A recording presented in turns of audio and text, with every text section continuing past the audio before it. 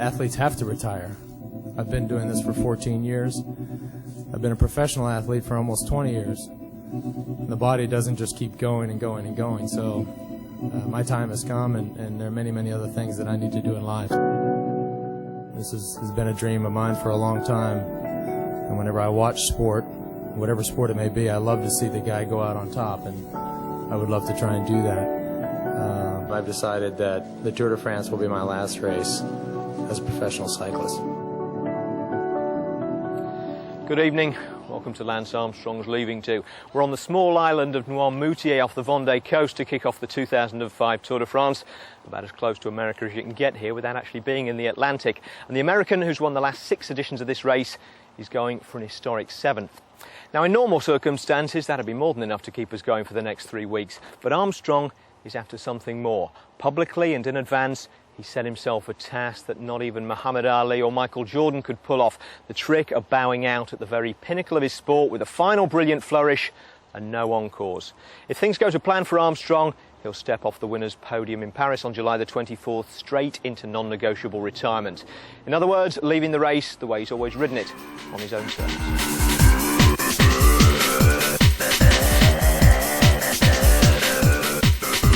How are you finding your first Tour de France at the moment? It's a good time. You glad to be here? Very glad.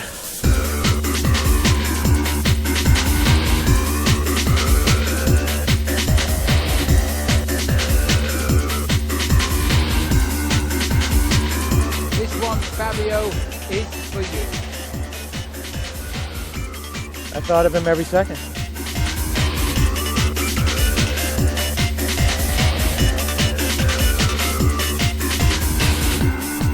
On Wednesday, October 2nd, I was diagnosed with testicular cancer. I've never cried a lot, but the last week I cry all the time, and that helps, I think.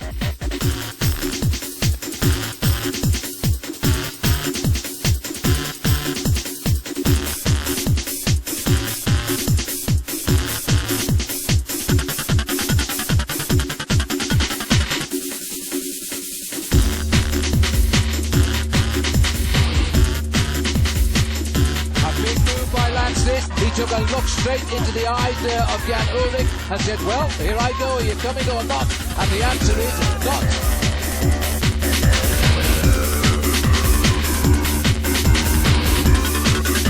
Oh, and Belocchi's gone down. Armstrong's off the road as well. This is unbelievable. I've never seen this before. Armstrong was waiting for somebody to pull in the flag, and now it was even. Oh, what's happened there? What has happened there?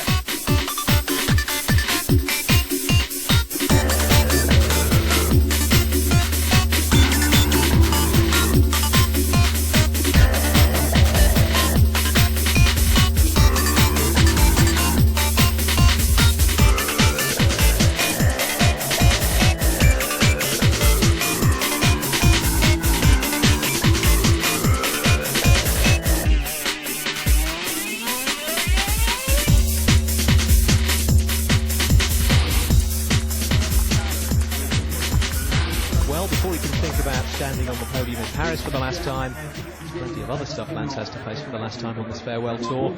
Starting with the 21 camera salute that greets his arrival every year. Then into his annual pre-race press conference, where he made it clear that he hasn't come just to do a lap of honour. Every day will be special, every finish will be special, but I can't let that feeling and that emotion interfere with what I'm trying to do here, because it's for me, it's not a promenade around France. I'm still trying to win, but I have to balance the two. And many times I'll be sad about it, and many times I'll be happy about it, because there are days when you really wish that you didn't have to do that ever again. Right, let's take a look now at the route facing Armstrong and the rest of the field. 3,608 kilometres spread over 23 days. And there's no going west from here unless Lance plans to ride on water as a farewell party piece. So after stage 1, it's east and inland across the upper third of France. Then it's all for one and hell for leather in the team time trial. Armstrong's Discovery squad have won the last 2, and they'll be favourites to take time off Jan Ullrich's T-Mobile and the Basso CSC. Ullrich's ultimate objective, of course, is Paris, but he's got the home market to take care of on the way there. Stage 7 takes the tour into Germany, where all the local riders will be looking for a bit of face time. Stage 8 takes it out again, and after a rest day in Grenoble, it's up to ski lift altitude with the first 3 stages in the Alps. That's generally the cue for Armstrong to check his rearview mirror, put his foot down, and see who can follow.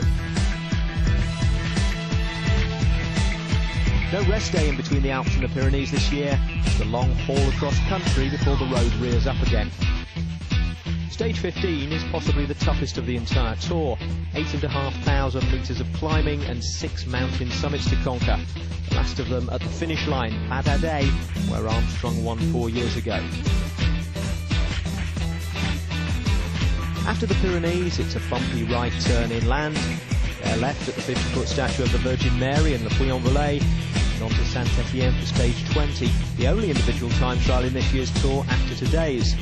That should be decisive if the mountains haven't been. It's safe for the survivors to relax and look forward to Paris.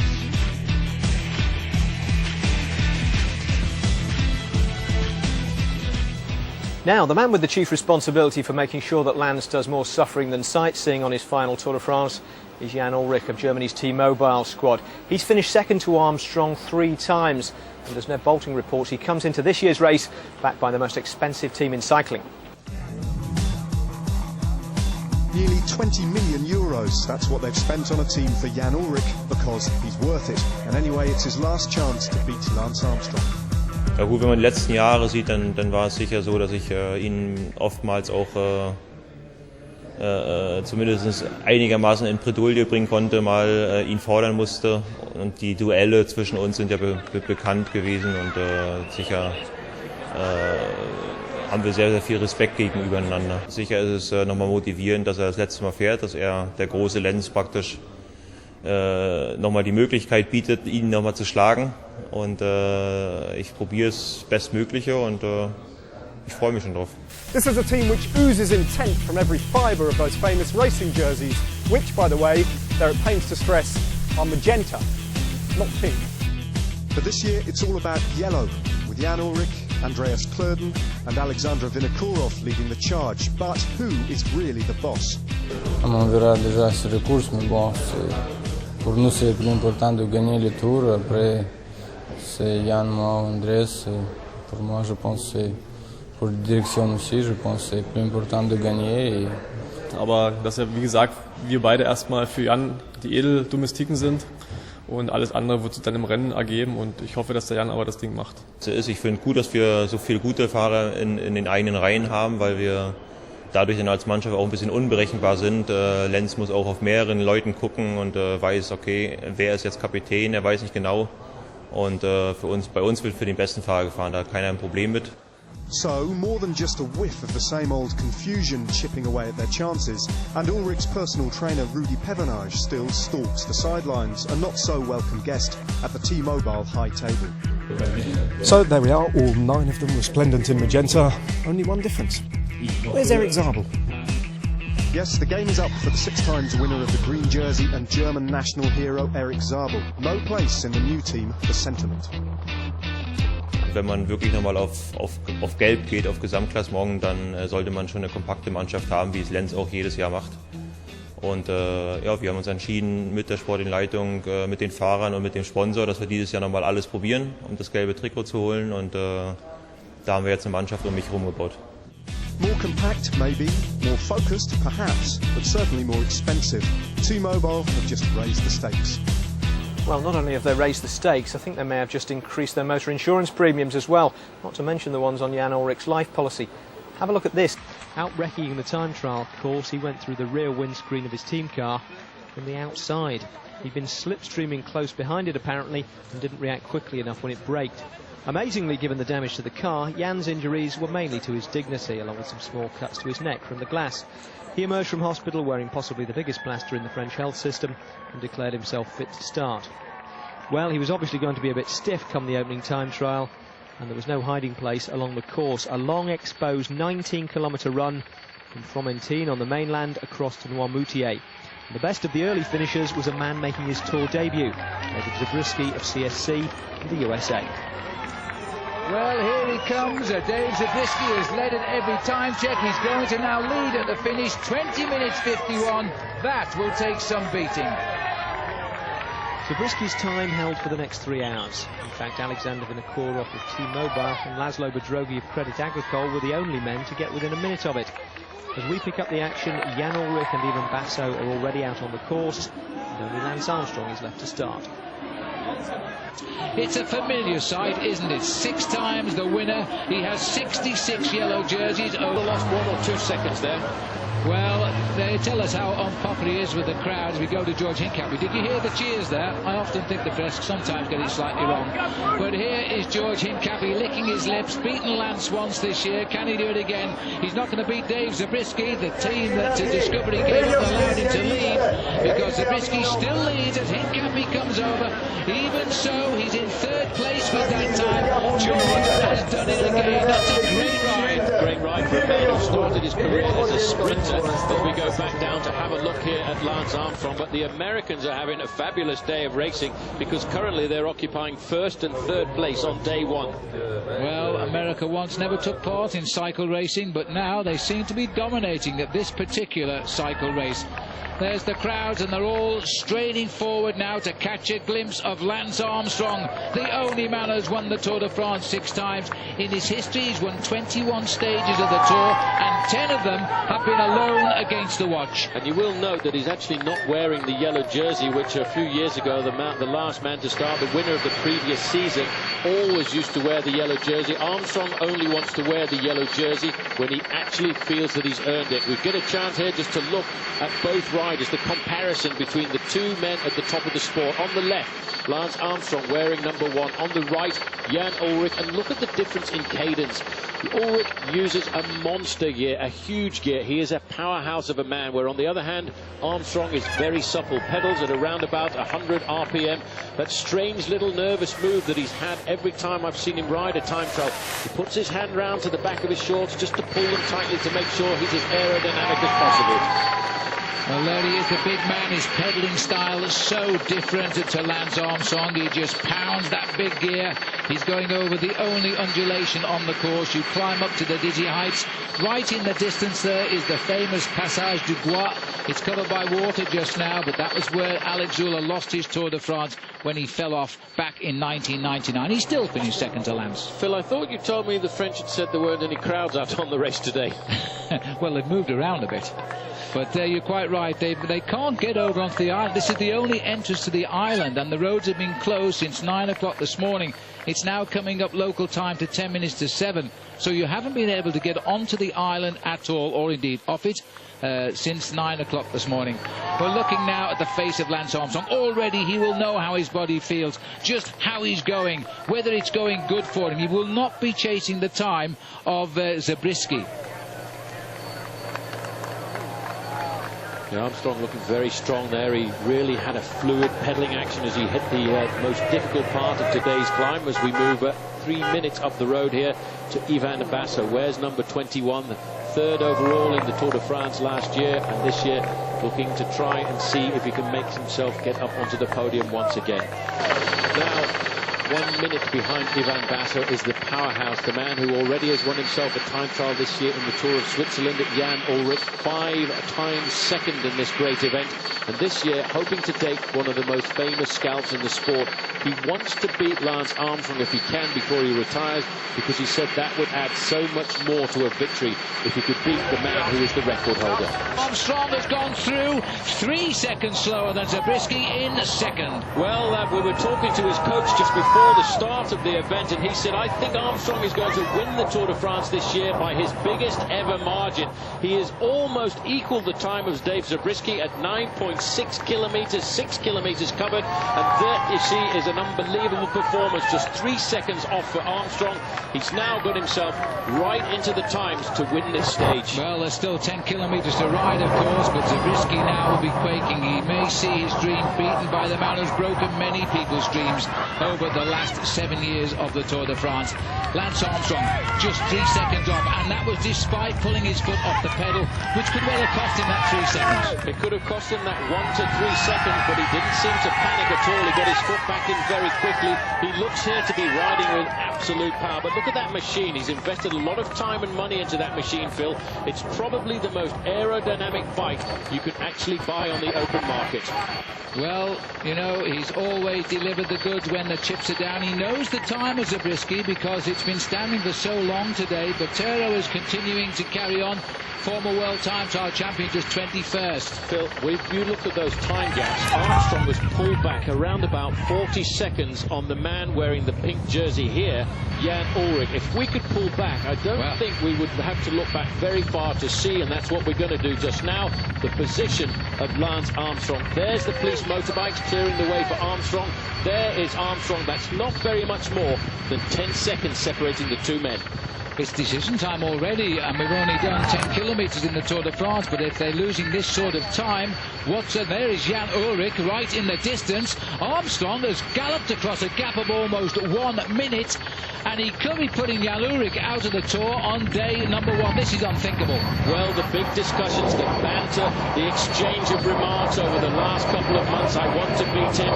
Armstrong's very often rallied those with the sparring remarks of, I'm not too worried about Jan Ullrich. Rendezvous in July. Today is the 2nd of July. Armstrong on the left-hand side. You can almost see the slowness creeping into the position of Jan Ullrich. Let's not forget, don't take away from Ullrich, Phil. He had a nasty tumble yesterday. That is absolutely true. But watching Lance Armstrong again, it makes me wonder what the Ministry of Youth and Sport think of this now. They chose to take one rider for a random drugs test yesterday, and it was Lance Armstrong. So Armstrong chose to walk them all, the inspectors, in front of a crowd of photographers and press, and make them do the test in his team bus. And he was the only random after everybody on the Tour had done the compulsory drug test the day before. Heras is in 23:09. Not going to annoy anybody today, but at the moment conceding probably 2.5 minutes if he keeps this up to Lance Armstrong. This is the catch. This could be what Lance Armstrong needs to actually win the stage. He's had in front of him a carrot, like a carrot or a strawberry in front of a donkey. He's been looking to try and catch it. This, to me, is a little piece of cycling history, because Armstrong is on the wheel there of Ullrich, and he's blown by him. Oh, and he took one glance, Ullrich, and he's gone. Now, the rules are you can't follow in the slipstream. Armstrong goes through best time of the check, 16:47, 3 seconds better than Zabriskie. At the same time, he catches Jan Ullrich. That's what he wanted. He wanted to catch Jan Ullrich. That was the little piece of a recipe that he needed. He needed to get out there and make a statement on day 1. But to go through the 15-kilometre time check, the time, 16 minutes and 47 seconds. He's overtaken Zabriskie. He's got around about 4 kilometres to go to the finish now, 2.5 miles. It should not take him at this speed, Phil, very much more than 4 minutes and 20 seconds. Well, what does Ullrich think right now? He can't afford to let this man ride away from him. The regulations state you must have a 25-metre gap. Well, I think we can say he's got that right now, because I think Armstrong is pulling away from him. He's pulling away, but Ullrich will dig deep, because Ullrich is a proud man. He's a former winner of the Tour de France. Let's not forget, back in 1997, he's a great bike rider. He's a powerful man. You do have to bear in the back of your mind that he had a very nasty crash yesterday, but he did get up to fight again. Armstrong in the blue and white jersey there of Team Discovery is now looking at the possibility of winning this opening stage. The time to beat is that of Dave Zabriskie, 20 minutes and 51 seconds. And Armstrong at the last check was 3 seconds up on Zabriskie. Well, he picked him up at just inside the 3 kilometres to go, Banner. That was 2 kilometres to go now, and Ullrich is going to have to hold him in his sights. He's going to concede at least 62 seconds before we go out onto the open roads tomorrow. Armstrong has done what he said he would do and take time on day 1. Paul, we just knew when we spoke to Lance in the Dauphiné Libre, we said it to each other, he didn't say it, he's got his best form of his life. I think he has got the best form of his life. You know, he went through the 15-kilometre time check, 16:46. That was 3 seconds faster than Zabriskie, also faster than Alexander Vinokourov, and his own teammate George Hincapie at that point was in 5th place. But yes, in the Dauphiné Libre, Phil, I think he was enjoying himself. He rode as just a training ride. He was prepared preparing himself for the Tour de France. He didn't want to affect the outcome of the event, but he was never too far away from the leaders. Well, I don't know, but I don't think that Jan Ullrich has ever been caught in a time trial before. Now he's been caught by Lance Armstrong and has passed him here. Meanwhile, we switch up toward the finishing line, and this is Ivan Basso now.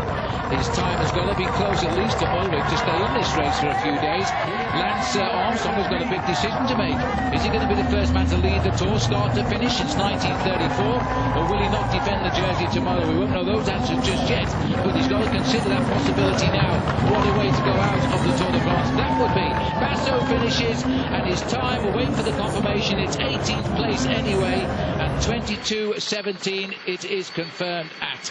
Just coming in just behind him, you caught a glimpse there of Francisco Mancebo. So Basso did a pretty reasonable time there. He called the man who started 1 minute in front of him. But the man who is now looking at trying to win this stage is Lance Armstrong, Phil, and he's in the final bend. Well, as he swings up towards the line, he's going to win. He's got about 8 seconds to get to it, though. Zabriskie at 20:51. It's going to be close. 47, 48, 49, 50, 51. Zabriskie's won the stage. Zabriskie has won the stage. Armstrong finishes second.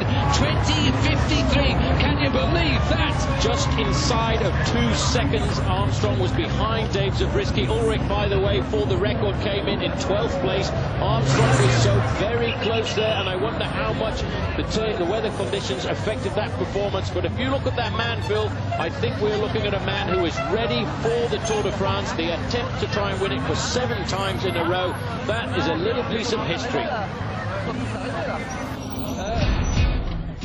20 minutes 51 seconds on the bike, 3 hours of waiting, and a win by 2 seconds. Zabriskie, Armstrong, Vinokourov was the 1-2-3, with a great ride from George Hincapie to take 4th.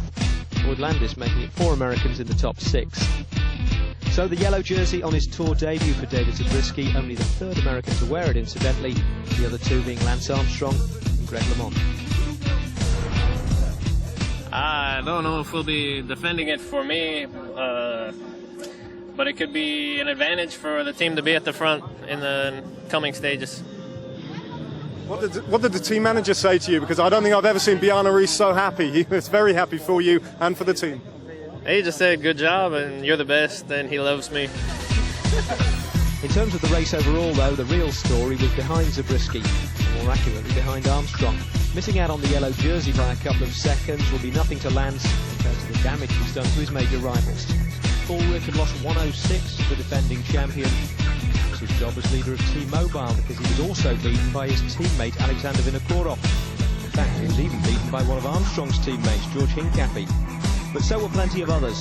Ullrich was 12th, Ivan Basso, the Italian challenger, 20th. Down the list, the damage got worse. Andreas Klöden, who was 2nd overall to Armstrong last year, was 50 places behind him, 2 minutes down. And Ivan Mayo, the Spanish climber, already over 3 minutes in arrears. So, a dramatic opening stage in the Tour, and I'm joined by a man who knows all about them, Chris Boardman, who has won 3 prologues in his career. Chris, David Zabriskie did a great ride. Let's put that aside for a moment and talk about the damage that Lance Armstrong did to his main rivals, chief among them, of course, Jan Ullrich. Well, he certainly has. I mean, he does this every year. He gives people these huge shocks. The difference this year, of course, he did it on stage 1, and he's got to have a lot of people thinking about their strategies and what they're going to do from here. Well, what is Ullrich going to do from here? I mean, he wasn't just beaten by Armstrong, he was beaten by his own teammate Alexander Vinokourov. Has he lost the leadership of T-Mobile? Well, that's got to be a question for T-Mobile, of course, but Vinokourov produced probably the time trial of his life there. A fantastic performance, and you watched him thrusting his bike across the line. He wasn't riding like somebody who was there for support only, so if they want to change the mantle, I think he's ready to take it on. Ivan Basso came in behind Ullrich and lost a little bit more time on Armstrong, but then he's not such a great time trialist anyway, so not so demoralising for him. No, it was a very respectable performance, perhaps not as fantastic as they'd have hoped, but he didn't lose a massive amount of time, and he's still very much in the hunt. And Floyd Landis must be pretty happy, you know, an old Armstrong teammate in 6th place. He must be pretty happy with his ride. I think so. The difficulty for Floyd will be that his team isn't quite as strong as the other two, and that's going to perhaps cause him a few more problems than he might have liked. finally, and a disastrous time trial. We know he's a climber, not a time trialist, but for Iban Mayo to lose over 3 minutes to Armstrong is just a catastrophe, isn't it? I think when you put a nearly 20-kilometre time trial pan flat as the opening stage, it's the kind of thing that's going to happen, and he's just got to deal with that. But for him now, he's really up against it. To claw back that amount of time is going to take something superhuman.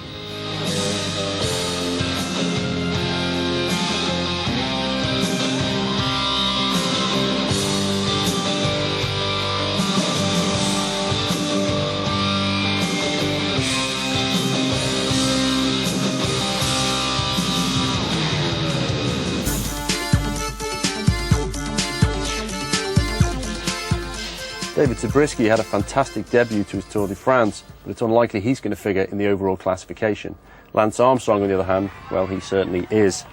Every year he seems to deliver a fantastic surprise to the rest of the peloton, and this year, of course, is no exception. But this year he did it on stage 1, and that's had some serious connotations for the rest of the field. The T-Mobile team have got some serious thinking to do. They started this race potentially with 3 leaders. Kloden failed, Ullrich had a demoralising performance, but Vinokurov produced the time trial of his life, and the way he crossed that line with a lunge showed me that he is a man ready to lead this team, if they'll let him. CSC produced some very strong overall performances, but again, Basso really failed to stamp his authority on the team, Jens Voigt producing the best time trial. Jens Voigt has always been here to win stages, never for the overall. So we'll see today and perhaps tomorrow whether he tries to infiltrate breakaways, and that'll give us an idea what he's going to be doing for the rest of this race. As for Lance Armstrong, well, don't expect to see much of him today. He's going to be keeping out of trouble with the rest of his team, and the next thing we're going to see from him is in Tuesday's team time trial. Welcome back to Les Ezars as the peloton bears down on the first unsuspecting French village of 2005. But first, if you thought there were no Brits on this year's tour, think again. The former England football international Geoff Thomas is riding the entire route of the Tour de France, stage for stage, just a few days ahead of the real race. He's doing it to raise money, a lot of money, for charity, and he's got an exceptionally good reason to take on such an extraordinary challenge. This is his story. This time 2 years ago, there wasn't much Geoff Thomas could have told you about bikes. But then, one day, all that changed. July the 3rd, 2003. That afternoon, he was told he had leukemia. It was the same day that Lance Armstrong was checking in for his medical ahead of that dramatic centenary tour of 2003. 3 weeks later, he was celebrating on the Champs-Élysées, while at the same time over the Channel, Geoff was facing up to the reality of his illness. White blood cells, I don't know how to describe it. Should be between 7 and 11, the figure. Mine was about 230. When he fell ill, Geoff had just called time in a 20-year football career. He'd been a hard opponent, a tireless worker, the archetypal midfield engine. His years at Crystal Palace had been his best. 9 times he was picked for England, and incidentally was never on a losing side, but suddenly all that meant very little. The leukemia hadn't really sort of got a grip on my body yet. It's in the early phase, and so the option of a bone marrow transplant was probably the best time to go ahead with something like that, and then the big job was trying to find a match. I've only got one sibling, which is my sister Kay, so she was my only hope really of getting a really good match, and you know, we kept our fingers crossed for 6 weeks since she had the test, and she came good for me really. But he still had to endure a course of chemotherapy. He lost 3.5 stone and became extremely weak.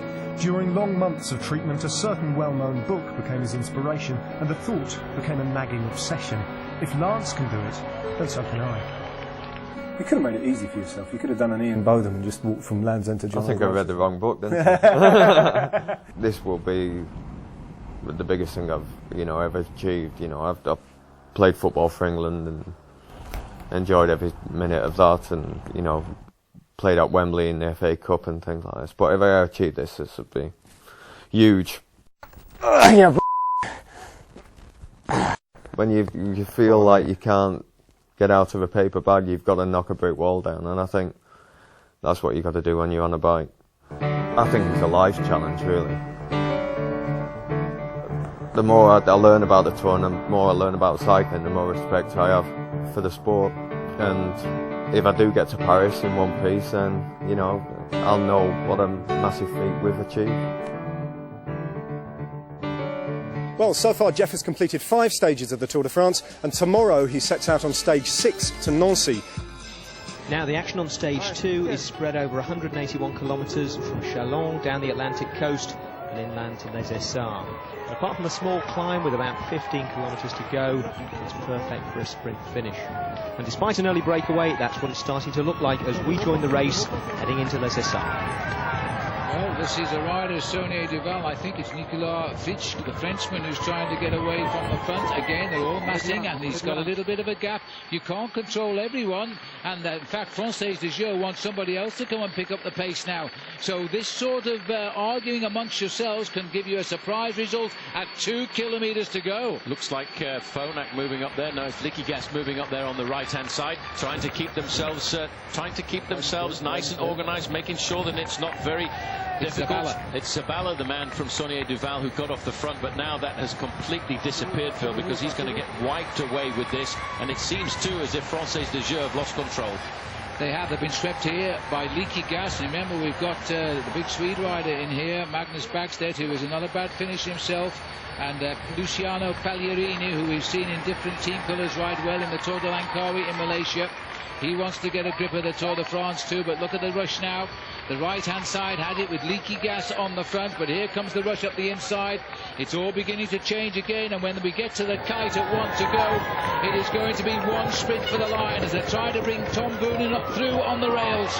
And now you've got the team of Lotto, Robbie McEwen's team. There's Leon van Bont moving up into about 3rd or 4th position. Everyone now starting to panic inside the final kilometre. This is the moment when you have to take all kinds of risks. If you slip back now, there is no second chance. You've got to look out for Brad McGee. A quick flick there as we go across to the left-hand side. It looks like the left-hand side is Liquigas trying to lift it all up, but Tom Boonen's stuck there right in the middle. That's Maggie Bagstedt, the Swedish rider, who's got the front now, is trying to look for his Pagliarini, his teammate, but as they start to swing, Bagstedt's made a mistake there. And now here comes the lead out for Tom Boonen. Jan Kersipoo's getting into the mix too. He's sitting there round the corner in 4th wheel. This could be a very... Robert Foster is there too in 2nd wheel. And Baden Cook is the white jersey, bouncing a little bit off the shoulders as they swing up to the home stage. Foster goes on the far right here, and now this is going to be a big run. Robbie McEwen is coming on the rails. Robbie McEwen is opening up the sprint. Tom Boonen is trying to get over the top of him as they come up to the line. It's Boonen and McEwen, and Tom gets it. What a finish. Tom Boonen was in the ideal position there. He was perfectly set up by his teammate. He was doing a magnificent job there. McEwen thought he got it, went a little bit too early, took the advantage, but the rest of the main field comes in with exactly the same time. But Tom Boonen, there's the yellow jersey coming across there nice and safely. No problems at all for Dave Zabriskie.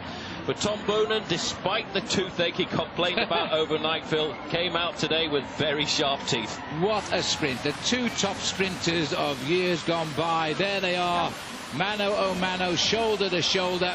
But Boonen, much the bigger, bulkier man, seemed to have the power this time. Alan Davies off to the right there, another Australian up amongst the leaders as well. But that was one big win. Yes, Tom, you do look pretty happy. He looks very happy indeed. They set him up for what will be his 12th win of the season. Let's just have another quick look at there. McEwen started charging down the right-hand side there, but all of a sudden, almost like Alessandro Patacchi, with the incredible power that he's nurtured over the last couple of seasons, it was a cruise to the line for Tom Boonen, just ahead of Robbie McEwen in 3rd place. So there's the full results. The man who won the final road stage of last year's Tour wins the first of this year's. And it wasn't just Tom Boonen who got past Robbie McEwen in the closing yards. The Tour pushed off too. McEwen's fellow Aussie Stuart O'Grady was 4th. Behind them, the big names from Z to A, Zabriskie to Armstrong, all finished safely in the bunch. Well, it's Boonen's 3rd win, and it's only his 2nd Tour. But he's after more than stage wins this year. He's targeted the green jersey. And on the evidence of the way he blew past the defending champion Robbie McEwen today, he's got every chance of securing it. Was it about timing or power? It was timing and power. It was a hard finish, so you had to go on the right time, right moment. And Robbie started sprinting to the right. I managed to follow him and pass him straight away on the right moment. Now usually the winner of the first road stage takes the yellow jersey too, but this year the time gaps from the opening time trial were too big. David Zabriskie looked safe until the team time trial on Tuesday, which means he's going to have to come up with an answer to this question. What are you going to do with your second line? I don't know. You haven't thought about that, had you? Hadn't thought about that. Okay, enjoy tomorrow. Thank you. Let's have a look at the overall standings now. Two lines Zabriskie still lead by 2 seconds over Lance Armstrong, but Laszlo Bedrogi has jumped a couple of places to third thanks to 12 seconds worth of sprint bonuses that he picked up during the breakaway. And the gaps stay the same all the way down the line through Ullrich and Basso. The last man, Leonardo Pipoli, who's already nearly 5 minutes adrift. So a good old-fashioned sprinter stage to get us started on the open road in this year's Tour. And Chris, after the incredible drama of the opening time trial, more like business as usual with the big lads up front. Yeah, I think you'd call that pretty much a textbook sprinter's stage, really. I think one thing they were really lucky with today is it wasn't very windy. Light wind meant those crosswinds didn't cause a lot of problem, and the crash count was pretty low. Are those the names we're going to be seeing up there all the way through the Tour for the green jersey competition and the sprints? Bonin, Hushovd, McEwen. Cook was a little bit further back today. I think pretty much so. If you look at that top 10, it'll give you a good flavour for who's going to be to play, but I certainly wouldn't count on it always being the same person. Certainly Tom Boonen was strong, and we saw Thor Hushovd coming through very fast.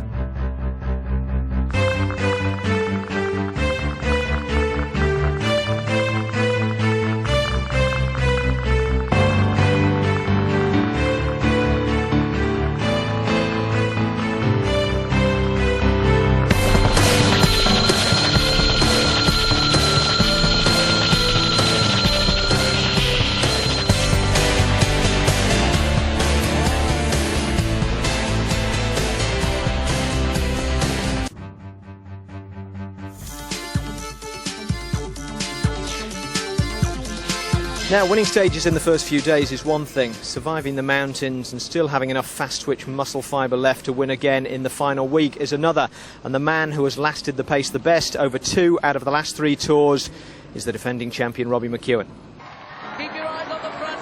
McEwen always comes out best when the going gets rough. He is to the bunch sprint what wasps are to a picnic on a summer's day. Small, persistent and extremely irritating to those around him. I think what makes me difficult for those guys is they never quite know what I'm going to do, because I don't know it yet. I don't know until I do it. And it's not like I'm not there and then I'm suddenly there. I think people think I'm not there because they can't quite see me because I'm sitting behind a big guy like Bonin or Hushovd. It was a tactic which served him well last summer, carrying him to 2 stage wins and ultimately the green jersey, although that's not his major goal this year. I want to win stages. Sort of, you know, obviously the last couple of years I've thought about it quite a lot, about the competition and what it means and how it feels to go for it. And there's a different sort of feeling that winning a stage is that adrenaline rush, the excitement of winning a stage at that moment. The green jersey, when you finally get to Paris and it is yours, it's more just a sense of relief. Relief and a return to winning ways last year. In 2003, he'd finished shoulder to shoulder with fellow Aussie Baden Cook on the Champs-Élysées and lost out. Cook's challenge didn't materialise last year, but he'll be a stronger threat again this summer. But perhaps it's yesterday's stage winner Tom Boonen who poses the biggest threat. He certainly thinks McEwen is the man to beat. The rivalry is brewing nicely. And Robbie is a true sprinter. I'm a very strong sprinter, but Robbie's he's made for the sprint. So it will be a big fight and a nice competition, I think. My main competitors, obviously Hushovd going from last year, Bonin, Cook, Nazon, O'Grady, Davis, Galvez, Forster, Furlan. Now, there's always a number of guys, and there's often someone who sort of pops up that nobody really expects. But I think I've named them all. Well, there's today's route, 212 kilometres from Le Chataigneraie to Tours, with only the last of them holding any real interest for the likes of Burnham and McEwen. Although, of course, there's always the chance that a breakaway might steal their thunder. Today's escapees are Eric Decker of the Dutch Rubberbank team and a home rider, Nicolas Bajé-Désert. As we pick it up on the run into Tours, they're trying to hold out for the win, with the chasing pack bearing down. 3.5 kilometres to race now, 3.4. We're getting nearer and nearer the finishing line. Nicolas Portal, his eyes wide open here as he tries to drive this race to the finish. It is an incredible sight here as Portal is doing the work as best he can now. And Decker just gasping air, saving a little bit of energy, and then will do his share again. That bottle's fallen off his bike in rather a dangerous place, but they continue to race on. It's rolling to safety, thank heavens for that, as the charge of the Light Brigade is right behind them. But they are making a meal of this, Paul. This is the final little bend, the final circle before the riders will then line up and see the finishing line in front of them. They're just around about 3 kilometers to go, and once they've finished this little configuration on the road, they'll see the finishing line. They're still holding on to 4 or 5 seconds advantage. There is the organisation, the line of 6 riders. You can see the white jerseys, that's Française des Jeux. They'll be looking after their man Baden Cook, even though this morning there was a little bit of a worry. Which sprinter will we choose, Bernard Eisel or will we choose Baden Cook? I think they're going for Cookie. 3 to go. Now we go under the curly, line up for the finishing line here on the Avenue de Grammont in Tours, and they are still clear. They are desperate to reach them, but they can't quite get there. They're now into a confusing state, the peloton. They're trying to lead up to the leaders, while at the same time the teams are trying to position their sprinters for the finish. This could be in the home straight, quite literally, where it all comes together.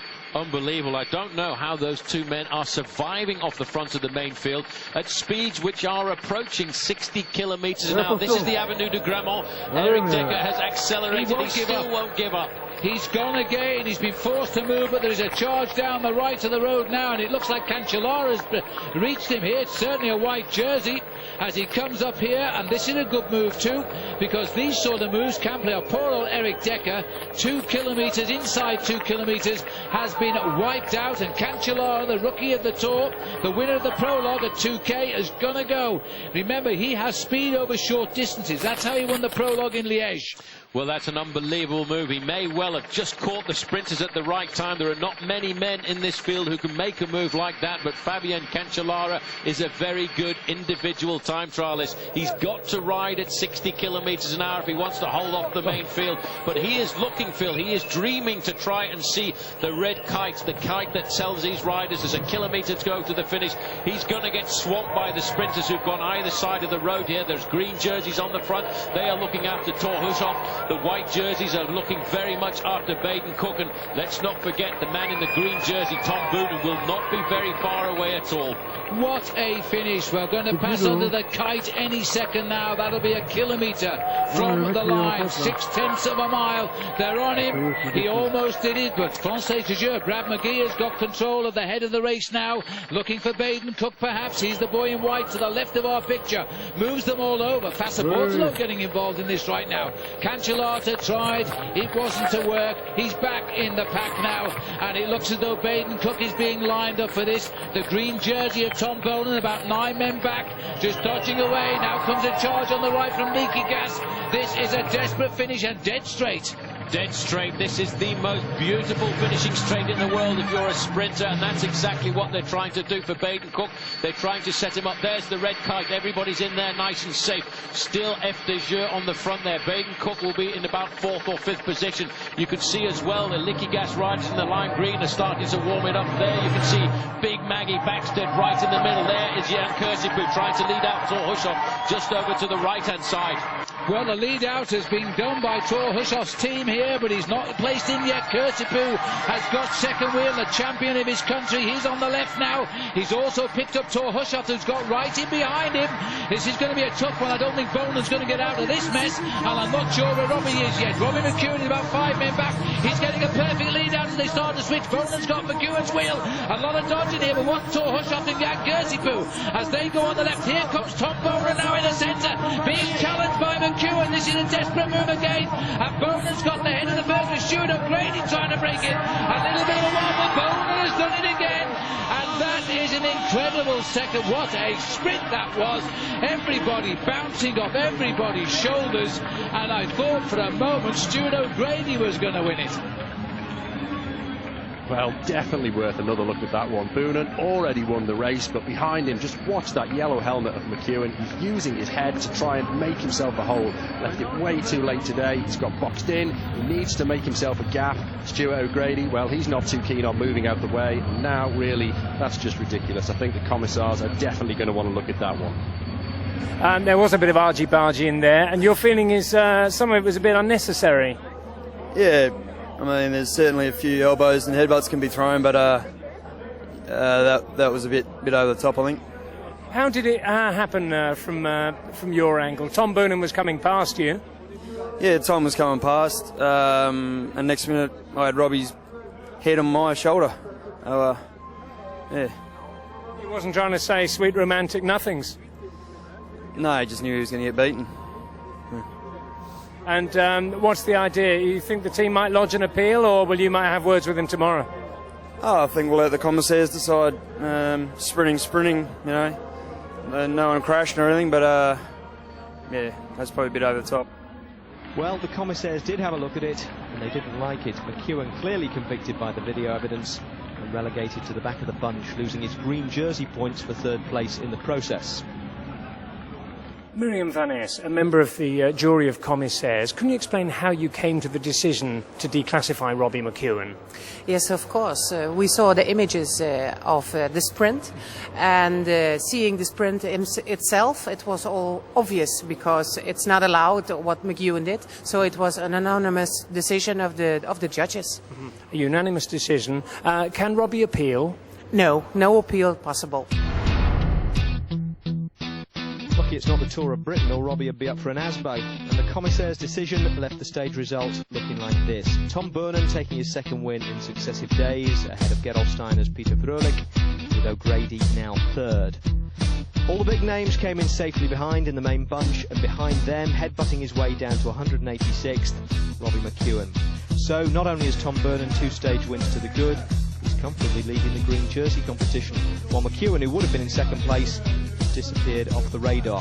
Although, like yesterday's stage win, Boonen left it late.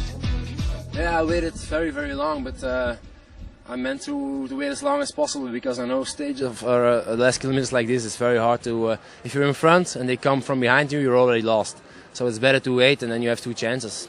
One is you get locked in, or the second is you win the stage, and there's always a little bit of luck there. But if you're strong and you're confident, maybe most of the time the luck is on your side. So.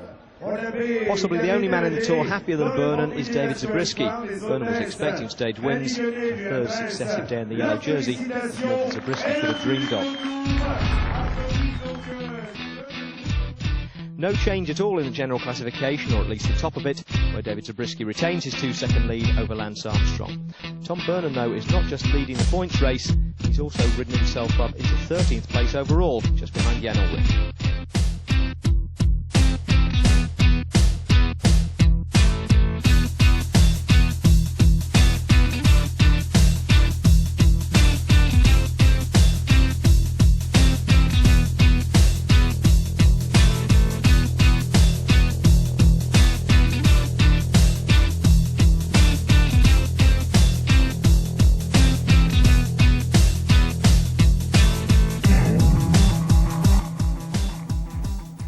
Right, well, Chris Boardman is alongside me now to answer some of the emails that you've been sending into the show. Let's kick off with this one, Chris. Catherine Fulwell from Greenwich writes in with this. It's a good question, this. What happens to the riders' bikes at the end of the tour? They end up on your website? Well, generally, the bikes are sold off by the teams, generally at the end of the year, though. And I think if you have a hunt around on the internet, perhaps start at the team's official site, you'll probably be able to find out where you can get hold of one. You're not going to get hold of Jan Ullrich's or Lance's, though, are you? I think probably the big bikes, the ones that perhaps win the tour, they're going to be in somebody's display cabinet somewhere, perhaps in a museum, but I don't think you're going to find them hanging in somebody's garage. No. Well, here's a sort of follow-up question to that on a similar line. Roger Hill from Wareham writes, do the teams change their tyres after each stage, and if so, what do they do with them? Well, as an amateur, you'd hope to get perhaps a full season out of a pair of expensive tyres, but certainly not the case here. The mechanics will inspect the tyres meticulously after every stage, and the slightest sign of a nick or a cut, and then they'll be straight off and another pair of tyres goes on. So maybe they'll get 1 or even 2 stages out of them. Excellent. Well, a lot of you have been writing in, like John here.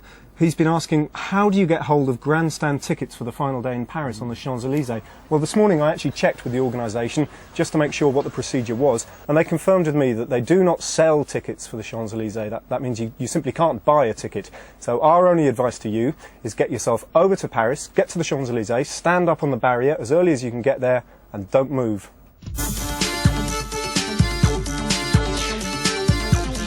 There's no other sport in the world where individual success depends on group sacrifice the way it does in cycling, but the daily grind of teamwork is usually lost in a swarm of jerseys as each squad does its chores alongside the domestic staff of 20 other teams.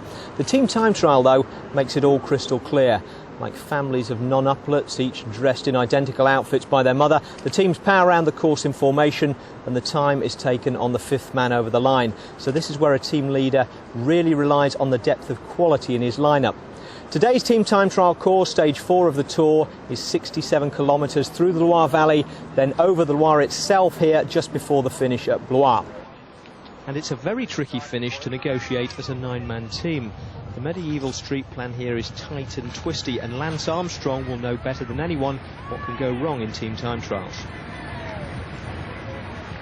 And there's a crash in the postal team. There's a touch of wheels. 2 riders are down here on the floor. One of them is Van der Velde, I think. The right-hand side of the picture, I'm not sure whether the other one is Tyler Hamilton, but 2 riders are down.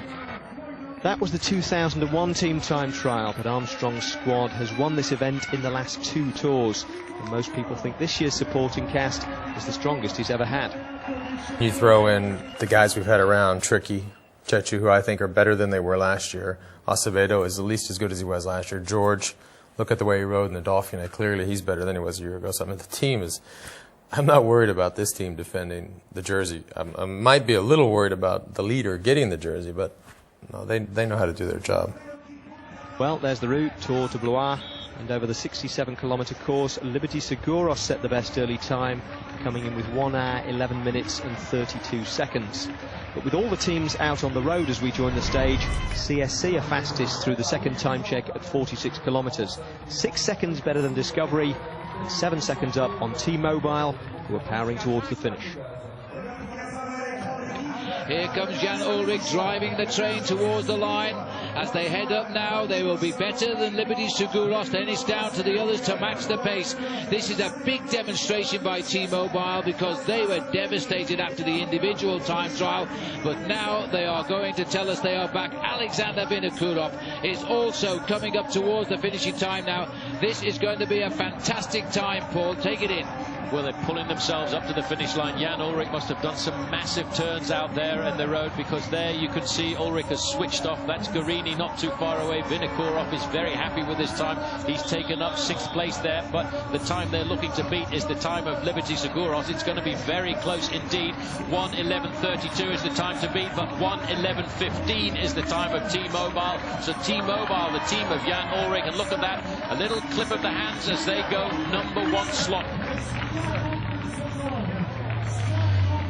Well, I'm just looking here at CSC. They look as good as Discovery Channel today, I have to say, Paul. This is going to go right down to the line. T-Mobile have done their job at every check so far. They certainly have, and T-Mobile have got the best time with 6 kilometres to go. 20 seconds faster than Liberty Seguros and 51 seconds faster than Team Phonak. Phonak then, who really we thought would have been a top 3 team on the day, should get in, top 3 team at the moment, but they will slip away as the teams Discovery and CSC come to the line. Here they come though. Floyd Landis, his face twisted in pain, hits the line. 3rd best so far for Phonak. They've lost their first man here. This could be a sign. This is Giovanni Lombardi. He is the team sprinter, so not surprisingly, he's the first man to get popped off the back here of Team CSC. But over the final few kilometres, a man down can be a serious handicap. Now, will they be all smiles like we've seen the past 2 years? There is Lance. There's the time to 56.86 kilometres an hour by T-Mobile, and this is going to be even quicker than that. Lance is going to lead this Tour de France into retirement, having led his team to the fastest ever time trial in the history of the event. Here they come now, driving up to the line. Wait for the smile. What determination. 1:10.4, 57.31 kilometres an hour. And at the 6 to go sign, Team CSC still had a 2-second advantage on Discovery Channel. That's the difference with Lance Armstrong and his fellow countryman Dave Zabriskie. How ironic is that? Because if we were to finish right now, he would have doubled his lead. Now, I just see there, Phil, the sign which says 2 kilometres to go. Team CSC have got to get to the finish in 2 minutes. 2 minutes they have to ride right now at 60 kilometers an hour, and with the corners, I don't think that's possible. Well, Paul, look, number 21 is the leader of the team in the weeks ahead. That's Ivan Basso. It looks to me as though he's sitting at the back now. He's not so sure he can drive this group anymore. But the boy in yellow, Zabriskie, is itching to get through. He's such a strong man. This is very difficult through here now as we go through the S's and they approach the line. Remember, 2 seconds is the margin. 2 seconds is the margin. And Zabriskie's down. What has happened? He's overshot the bend. Total disaster. The yellow jersey has hit the bend. Well, that is it. That is it, because he is no longer with the team. His teammates just behind him managed to get around him, but Dave Zabriskie has gone down very hard. He will not now be able to finish with the team. He will not get the same time as the team. So win or lose by Team CSC, he has lost the yellow jersey with that horrible crash at 1.5 kilometers to go. And it was heavy. Look at his shorts, his jersey, the maillot jaune is sullied. There's no 1 kilometer rule in a time trial. He will lose the time. It's a long way up this home straight at 1:10.39. They drive on now. Team CSC heading up towards the line. 39 is the time of Team Discovery Channel. It's still a little way to go. They may be just outside it. They've got 10 seconds to get up this straight. It is a long way. It is a vicious sprint, but I think they'll be the wrong side of 39 anyway. But it doesn't matter because the yellow jersey has passed the Lance Armstrong. They hit the line.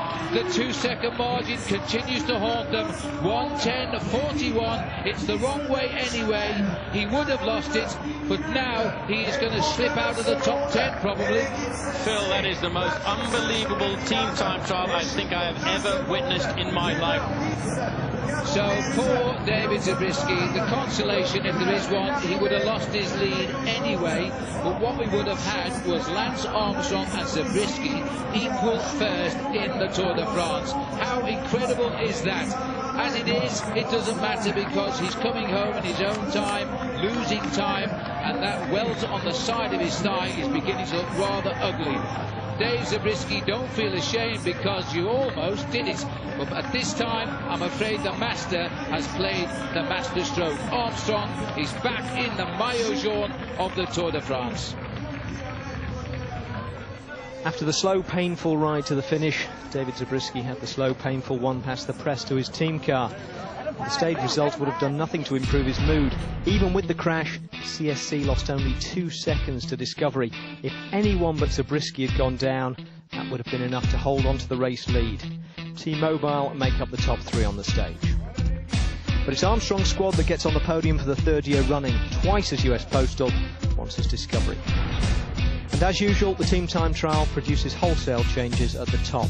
4 Discovery riders in the top 6, including Armstrong, now installed as race leader. Alexander Vinokourov is 7th, David Zabriskie down to 9th on the same time as his leader Ivan Basso, with Jan Ullrich 14th. Well, we said he knew the impact a crash could have on the team time trial. Lance surely didn't think before the stage that it would take one to put him into the race lead. The yellow jersey, close though, 2 seconds. Close, I know. We were trying to watch the race in the bus. Our TV was in and out, and we were just everybody on pins and needles looking at the clock. And we knew it was going to be close because the wind was so favorable today that difficult to make a selection, difficult to get big time differences. And CSC was strong, so tough to beat them. Tough for David Zabriskie too. To crash in the yellow jersey is bad enough.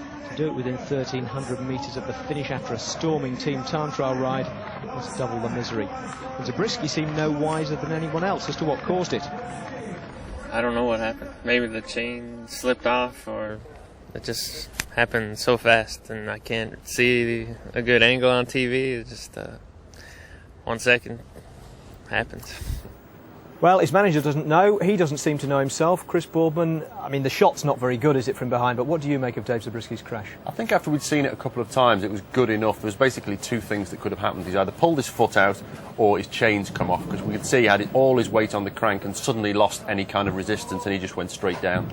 And you know what it's like to crash out in the yellow jersey. You've crashed out of the whole race. He's just crashed out of the race lead, but still he must be feeling pretty bad. Oh, to get so close, literally within sight of the finish line, to have it all snatched away, it's going to probably take a couple of days for him to get over that.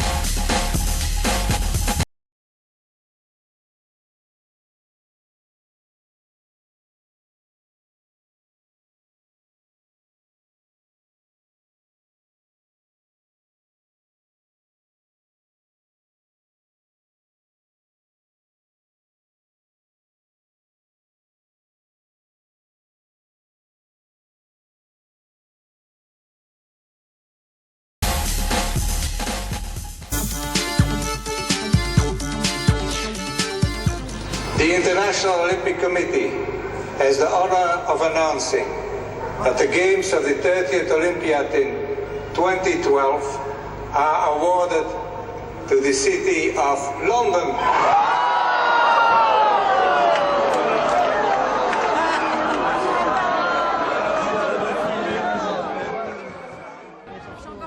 Well, they've all gone quiet over here, or at least they did at about 1:45 French time. Actually, the race today was already out on the road when the Olympic announcement was made, and with each candidate country, except the UK, of course, represented by at least a handful of riders.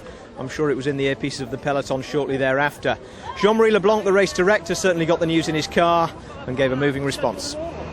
Écoutez, je viens d'informer l'ensemble de la caravane de la désignation de Londres, et je viens de dire que nous étions évidemment tristes pour le Paris, qui avait un excellent dossier, qui avait beaucoup travaillé, qui avait beaucoup d'enthousiasme et d'œcuménisme. Et du coup, nous sommes évidemment aussi, je suis un peu triste, et même beaucoup, pour la France.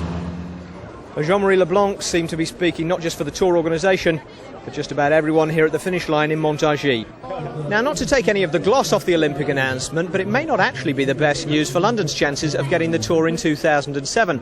Officially today, ASO, the race organisers, are saying that it will have absolutely no bearing as to where they decide to start the race in 2 years' time, but with national pride and politics involved, you never know. Nonetheless, there are worse days to be a British television crew abroad. And there are worse days to be Lance Armstrong too. Yesterday we saw the fastest, closest and most dramatic team time trial in the history of the Tour. By the end of it, Armstrong was in the yellow jersey, while the previous wearer, David Zabriskie, had left parts of his on the road 1,300 metres from the finish. Here's Ned. It looked bad, and back at the CSC team hotel last night it felt bad. A mixture of consternation, puzzlement and concern for David Zabriskie's condition. Yeah, right now I have some stitches in my elbow, a lot of road rash, and my ribs, and my knee has a hematoma on it, so I'm going to get some x-rays and make sure nothing is broken. And with that, he was off to the local hospital. Come morning, though, there was at least some good news to report from the x-rays. There were no fractures, so that's good news for us, because if you really have a fracture, then I think we have to make a decision about going on or not. But without the fractures, only the contusion, we think that he can go on. So he's good to start. He's a hard man, isn't he? Yeah, all bike riders are not normal persons, you know that. So he's really hard and a really tough one, so he will go on. But still, no one had worked out exactly why the yellow jersey had ended up in tatters by the roadside. I've seen it a few times, and it looks very strange. And from my point, I think he touched the handlebar with his knee when he was standing, and then the bike went. So David Zabriskie, good to start today's stage. Competing theories, though, about what exactly happened, why he came off his bike. Did he touch the handlebars with his knees? Did the chain come off? I guess since the rider himself hasn't got a clue, none of us will ever know. Now today the race is back in its normal configuration after yesterday's team time trial, which means that despite this uphill finish at Montargis, it's most likely going to be a bunch sprint. Tom Burnham, of course, is looking for his third win out of 3. Robbie McEwen, the Aussie sprinter, is just looking for a sympathetic ear. When he was disqualified on stage 3 by the commissaires for head-butting Stuart O'Grady in the final few metres, he was told that he had no right of appeal. Well, he's lodged one anyway in the court of public opinion.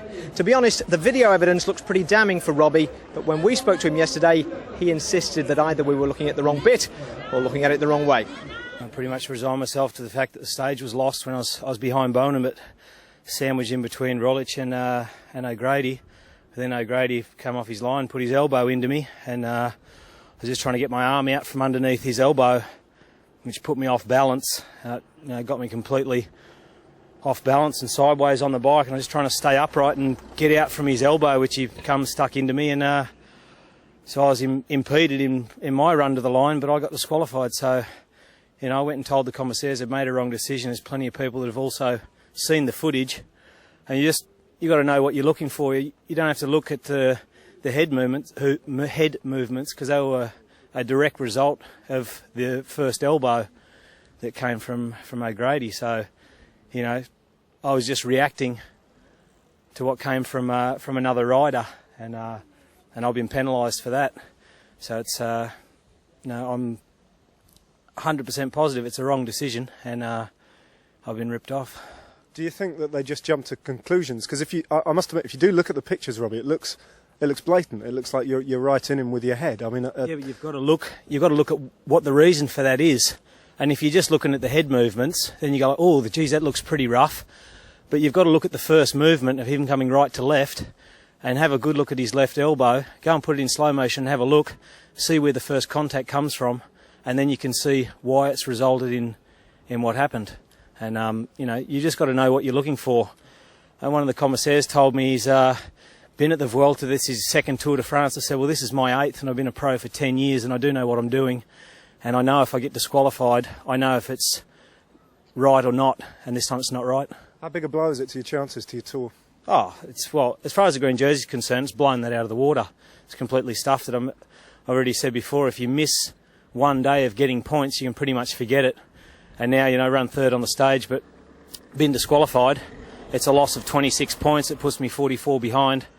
That's a deficit you pretty much can't make up, especially in this tour where there's only probably 3 more sprints before we hit the mountains. And how are you going to deal with this sort of mentally now? Is this going to motivate you, kick you on, give you an extra gear for tomorrow? Oh, I know I'm riding very well. I feel great. I'm going to go out and try and win a stage. It's the best answer. So what do you think? Is there a grain of truth in there, or is he living in Robbie's world? I think if we look at the footage, you can see that he acted completely inappropriately to what is a normal sprint situation. It just looked like the desperate acts of somebody who realised that they weren't going to win. And I can tell you from personal experience that there's no love lost between these two. In fact, I spoke to Stuart O'Grady last night, and in his normal pragmatic Australian way, he said that 1, headbutt is sprinting, and 2, well, that's just impolite. Now, that's going to have some implications if it does indeed come down to a sprint today. And I think that if Jan Kasipu can do the kind of lead-out he did for his Credit Agricole team just a few days ago, Thor Hushovd could be one of the beneficiaries of all this Aussie infighting. What we can say is that stage 5, 183 kilometres from Chambord to Montargis, is flat and tailor-made for Robbie to try to make his point on the road, where he's a bit more persuasive. We pick it up heading into Montargis, and it's looking like a bunch finish. They're absolutely flying through here. We're gently downhill, but they're safe at the moment. Now, anybody who doesn't want to get involved better get out of this one, because we're heading into the narrow streets. There's a cobble section as we head up to the kite. There's the kite. 1 kilometre to go. Matty White has swung up. There he is on the right-hand side, job done for the day. He's looking to see whether Stewie O'Grady's going to come up with the goods. It's Bradley McGee on the front. This is what he wants to do. Cookie's up there into 3rd place, but so too is the green jersey. And there is Thor Hushovd, the Credit Agricole rider, over on the left-hand side. Still, Phil, I cannot see Robbie McEwen. This is the corner we're talking about. And they made it safely, much to my amazement. They have turned up now. It's an uphill finish. And Baden Cook has got himself right in the place here. Armstrong safe in that back. Watch out for the 3rd wheel, the 3rd man in white. Baden Cook is now 2nd. Here comes the lead out for Tom Bonan. While Cookie hasn't got it, Bonan is tucked over to our left, and he's got the man on his wheel there from Australia. McEwen is behind. This is still the lead out, but it's going to be now for Isa. But here comes the lead out for Bonan. Bonan goes. McEwen chasing him down, and now the green jersey again has hit the front. O'Grady is out of it. Here comes McEwen. He's got the legs this time. Robbie McEwen is forced to the line and takes it. That's revenge for you. Oh, look at that salute by Robbie McEwen. That was not to the crowd. That was to the referees to say, guys, I can win these sprints. That was great revenge for Robbie McEwen after being relegated from 3rd place in their stage into Tours. And what a sprint by Robbie McEwen. We did say, Phil, before the start that he would enjoy that little corner at 500 metres to go. This is when weight perhaps isn't so much, but it was uphill, but this guy can guide himself through a minefield, and he's done that. Look at the face behind on Stuart O'Grady as well.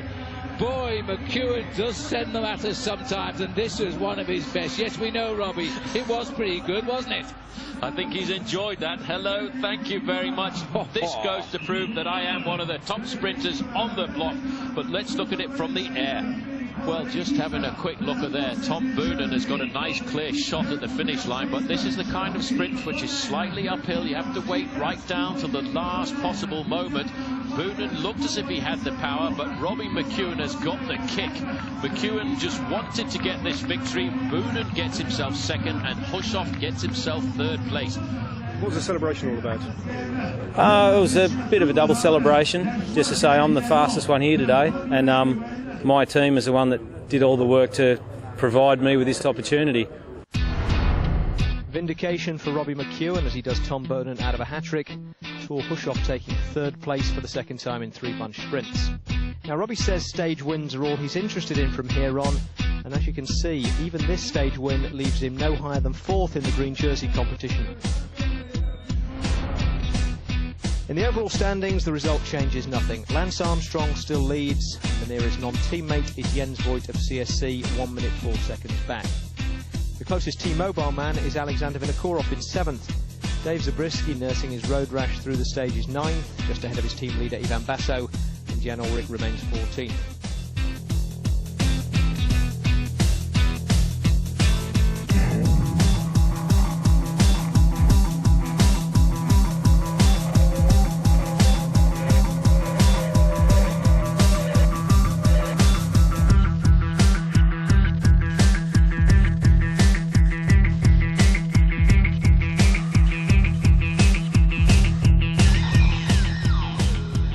Let's just take this opportunity to catch up on a couple of the email questions that you've been sending in. And the first one that we've pulled off is definitely one for Chris. Here, Brian from Maidenhead writes, on stage 1 I noticed the chain wheel on Bobby Julich's bike was not round. Why was that? Well, Brian, it isn't actually a new idea. In fact, it was very fashionable in the late 80s. You could go down the local bike shop and it adorned most mountain bikes you could buy. The basic principle is that with a round chainring, you have an area at the top which is called the dead spot, where leverage is very, very minimal. The rider really can't exert a lot of pressure. Now, by ovalising the chainring, you basically reduce the gear inside the same stroke, so it changes speed. And this helps the rider get over what they call dead centre as quickly as possible. Now, it's a great idea in principle, but in practice, no real evidence was found that showed that it made a big difference. So it went out of fashion. So maybe we'll see it emerge again in the future.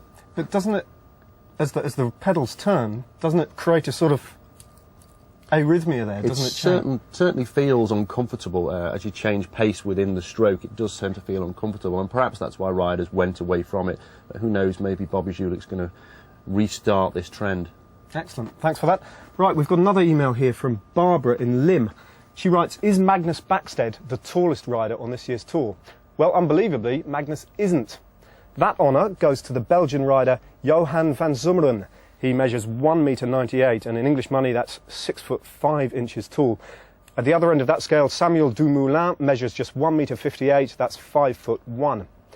There is, however, a record that Magnus does hold. He's the heaviest rider on this year's Tour, weighing in at a carbon fibre crushing 95 kilograms, that's 15 stone. And Leonardo Piepoli is the lightest rider. He's less than 9 stone, just 57 kilograms. Another statistic to emerge from this year's medical tests was the lowest resting heart rate of any rider.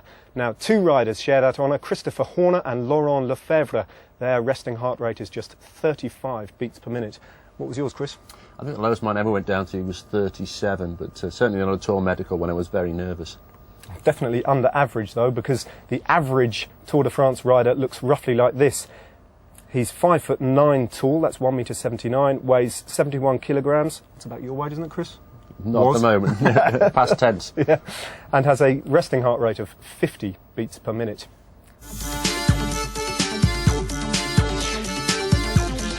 Hello, stage 6 brings the Tour to Nancy and the fabulous Stanislas Square, built for the last Duke of Lorraine in 1760 and long since designated a World Heritage Site by UNESCO. Now, today's stage actually marks the Tour's centenary visit. It's been coming here since the 3rd edition of the race in 1905, and Nancy has been associated with winners pretty much from the start. There's the route in front of the riders today, 199 kilometres from Troyes to Nancy, 3 bonus sprints along the way, and 4 fourth category climbs, the lowest designation a hill can have in the Tour and still count. The beautiful old French towns and high-speed bunch sprints aren't necessarily a happy combination, especially in the rain, and the final corner of the run-in came with a warning in the rider's road book. Well, this stage 6 finish in Nancy is definitely shaping up like it's probably going to be yet another sprint, and like those other sprints, it finishes with a few tricky corners. Possibly not too dramatic unless that long-awaited rain actually does materialise. This is one of the 2 main obstacles that I can see. Just under 2 kilometres to go. The riders are going to come round this corner. It's really going to string out the peloton before they plunge down 300 metres to the Flamme Rouge. Well, even though they've just come underneath it, most of the riders are going to be heavily on the brakes by now. And here's the reason why. A sharp right-hand bend with just over 900 metres still to go. You might be able to pick out the adverse camber and the white lines, and that's what's going to make it a little bit more hazardous if it rains. Once through here, it's more or less a straight 900-metre dash all the way to the line. Perhaps ironically, considering that we're talking about final kilometre mayhem, and after David Zabriskie's crash, this has actually been one of the safest Tour de France first weeks in recent history. And that's no coincidence. After Laurent Jalibert's clash at the finish line in Armentières, one I narrowly missed myself, the Société du Tour de France has taken steps to make the finishes as safe as possible. And nowhere is it more evident than here in the final few hundred metres. As you can see, these are custom-made barriers. There's no feet for the riders to come into contact with. They even slope away from the peloton. The Société du Tour de France has even made sure there's a little place for the local gendarme to take his pictures in perfect safety. As we join the action, local boy Christophe Mongin is on the verge of the Tour's first successful solo breakaway, powering into Nancy, with the pack piling it on to try to pull him in. He is going to come up now to the last couple of kilometres, and he's going to still hold a very, very slight lead. These long kilometres right now will not be good for Christophe Mongin, because the main field will be able to judge the distance they are behind him. But it seems as if there is no organisation now by the sprinters. It's all over. This is Alexander Vinokourov is going for it. That's a crafty little move by a man who could win the Tour de France. He's tried to liven it all up here for the T-Mobile squad. Remember, they're going home in the next couple of days. They're a German-sponsored team at 1.3 miles to go. We are now at 2 kilometres from the finish. Vinokourov has taken it up. And he's still got 10 seconds lead. You can see the darkness in the back there. That is the main field. They're charging through the streets of Nancy. They're less than 50 metres, and Alexander Vinokourov, Phil, is getting himself halfway across the gap. I'm not sure who he's trying to lead out for T-Mobile, but there, it is in, he's got the gap. He's got the gap over the front end of the main field. Clever rider. Oh, well, this is such a typical move by Vinokourov. Looking from the helicopter now, the first picture there we can see he's going to hit the kilometre probably ahead, and then Vinokourov is going to join in. There's more help on the way. The peloton have not got a hold of this race yet. I hope he doesn't hesitate like he did on the final stage of Pyrenees. As soon as he catches Mongin, he has to go straight over the top. Otherwise, he's going to get caught up by the acceleration of the sprinters. Well, somewhere above us, we will see 1 kilometre to go. Christophe Mongin has seen the 2 riders catch him now. He will have to take a deep breath and try and work with them. There's the kilometre kite. There are now 3 riders. What a dramatic finish this is. Oh, and he's gone. He's overshot. Vinokourov skids and misses him. There's another crash, a massive pile up on that bend, and that is going to give the victory to the breakaway. They just lost their concentration here. But it looks as though Armstrong again on the late crash has gone through on the inside with all the skills. I'm trying to nail this rider, Paul, but it looks like a rider. Is it from Basso? It is. It's not Fabien Cancellara, I don't think, but it's a big rider. It could be Kim Kirken. This of Luxembourg is clear. We pull back from the shadows of the arch on Stanislas Square, and now the race there. And there is Robbie McEwen. He's down, picking up the bits, and there is the fallen Christophe Mongin. What the way to end the day here. As we need to cut back to the beginning here. He looks okay, a little bit stunned. Gerard Port, the doctor, is there as well. This rider, whoever he is about to win the stage. Vinokourov skidded, missed the crash, and is coming again. The champion of Kazakhstan, and the legs on that big man, I've got a feeling it might be Kim Kirken. That's who we're going for. He has got the victory on the line. It's not Kim Kirken, but he's got the victory on the line, and Vinokourov gets a second, and the rider who's won is Lorenzo Bernucci of Italy. Well, that was an unbelievably timed move by Bernucci coming across there. It really was an incredible move as well. There is Lance Armstrong, but I think, Phil, if we look back at the results, the referees will give everybody there the same time. Armstrong in that group, not showing any emotion at all on his face. That crash was well inside the last kilometre of racing, well inside the last 3 kilometres of racing. So I feel sure that the judges will give everybody here the same time. Right, let's have a look at the stage result. Lorenzo Bernucci takes his first ever win in the Tour de France, just ahead of Alexander Vinokourov. More interesting is the gap from Vinokourov back to the rest of the field. 7 seconds on his team leader Jan Ullrich, who came in 19th. Lance Armstrong was 32nd, and even Basso 75th. And in the 12-second time bonus, Vinokourov picked up the second place. He took 19 seconds off the other big names. The more immediate glory, though, to Bernucci, 25 years old, second place in a stage of the Tour of Switzerland, his best result prior to this one. And here's an insight into the priorities of your average rider. With men on the ground all around him, no sooner has Bernucci's fellow Fassa Bortolo rider Fabian Cancellara steadied himself at the back of the crash, and he's on the radio shouting encouragement to his colleague up the home straight. The man who started the pile-up, Christophe Mongean, eventually rolled in 128th, with nothing to show for his efforts except the beginnings of a beautiful black eye.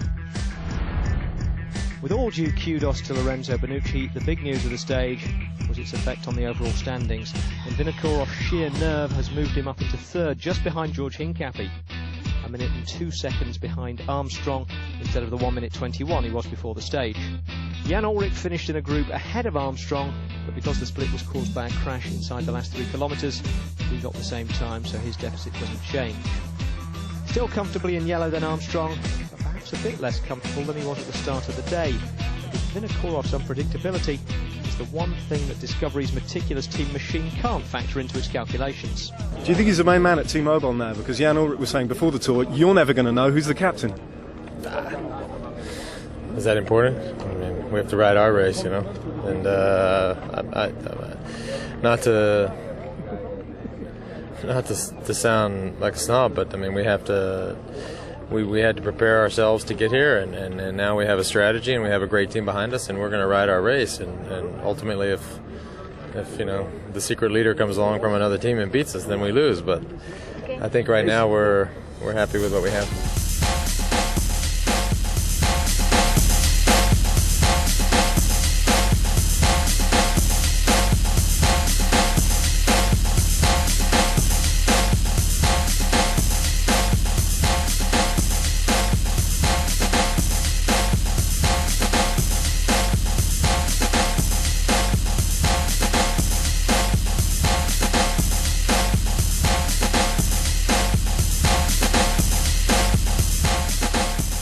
Let's get straight into them then. Alistair Murray, where is the Italian sprinter Alessandro Bertacchi, Paul? Well, yes, Phil, he was the dominant sprinter a couple of years ago at the Tour de France when he won 4 stages, but this year the World Championships is on a fairly flat course towards the end of the season.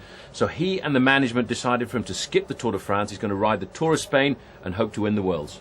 All right, those Worlds are in Madrid this year. Now, Steve Myland, when do the mountain stages start? Well, it's this weekend, Steve. The first stage just has a second category climb on Saturday towards the finish. Could be a day for Alexander Vinokourov to get away. And then we go into the heart of the Jura Mountains. Now, they were the first mountains ever included in the Tour de France exactly 100 years ago. And I suspect that's why the Ballon d'Alsace is back on the menu this time. Kevin Marshall, how much would it cost to buy a road bike identical to the one ridden by Lance Armstrong? Well, Kevin, no guarantee. Even if you do get hold of one, it'll go quite as fast. But how much would it cost? Well, the lucky thing is you can actually go down to the local bike shop and get an exact replica. But it's going to cost you £4,500 to £5,000. Might be a little problem, that, Kevin. Anyway, let's go on. Jane from Didsbury. How do team managers know what is happening in a stage? Well, in the old days, it was a case of getting up alongside your riders and talking to them out of the window. These days, a little less chaotic because, as here with the Lampre team manager, you can go on the radio, you can talk to the riders, and you also have a television in the car so you can watch the live action and tell the riders who is actually doing the attacking. Spoils the fun a little bit, I've always thought. Last question then from Jackie Friars. How does Paul know every historical detail of all the towns and castles the tour passes? Is he a budding historian or is there a tour guide book? I think you might have guessed this, Jackie. Another secret revealed.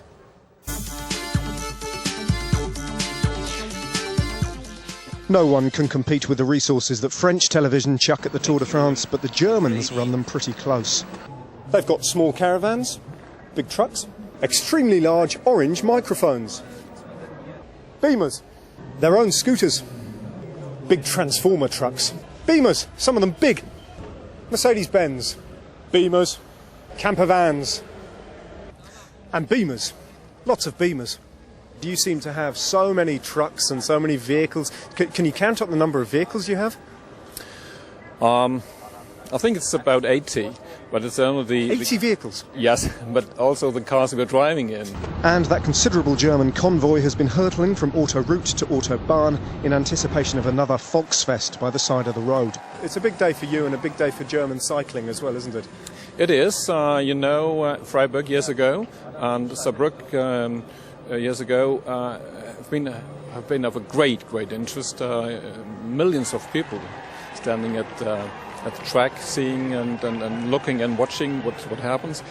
The interest depends always a little about what's about Jan Ullrich, for instance, or Eric Zabel. But unfortunately, Eric Zabel is not on the team of T-Mobile this year. They'll miss Eric Zabel for sure this year. This stage is ideally suited to him. But it's the form of their idol in pink which is cause for concern and a little condemnation. Rudi Altig, who won the points competition in 1962, hasn't been mincing his words.